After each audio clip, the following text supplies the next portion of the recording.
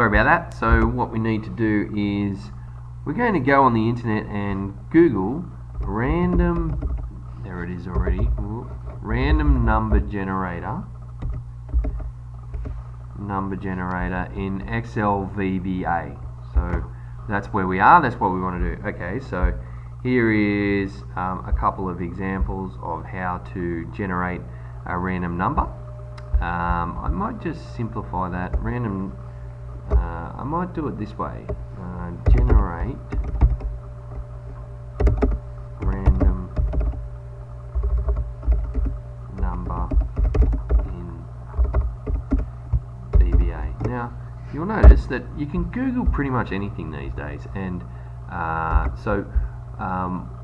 just Googling how to do a random number. It actually says how to use the rnd function in VBA, and it's got a bit of a description that says this is what the syntax is, and then if you scroll down you'll see a bit better examples. This one here says convert it to an integer, and the numbers are generate a number between 25 and 10, and there's a whole heap of other ones. So what I'm going to do is I'm just going to copy this, and so I press Control C to copy it, and then I go back to my VBA code and I paste that in there. Now what is happening now is my variable random number is going to be generating a random number between 6 and 1. Now I think I might change that to 100 so that I have a number between 1 and 100. Now that's all well and good, but if I go to test this and I want to see if my game's going to work when I try and guess the number, I don't know what the number is. So the best way for me to do that is to say MSG box, open a bracket, and then say rndNum, and what that's saying is tell me what that random number is. And so let's go ahead and run that program. So we run this and it goes through, what's your name?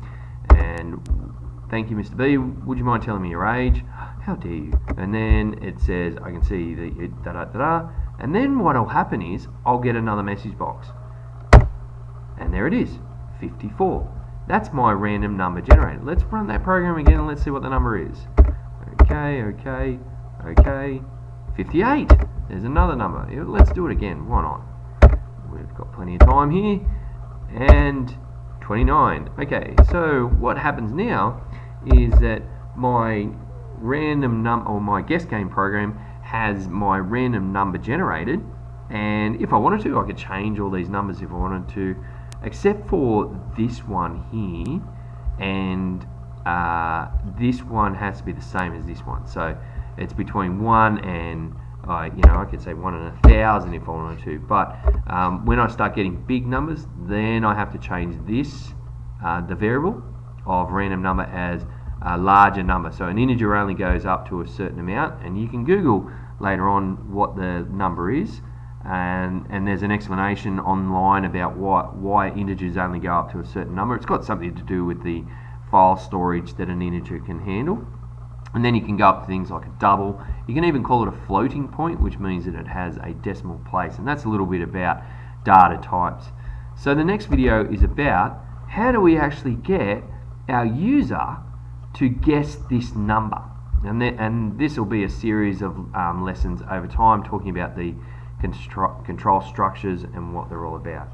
So that's in the next video.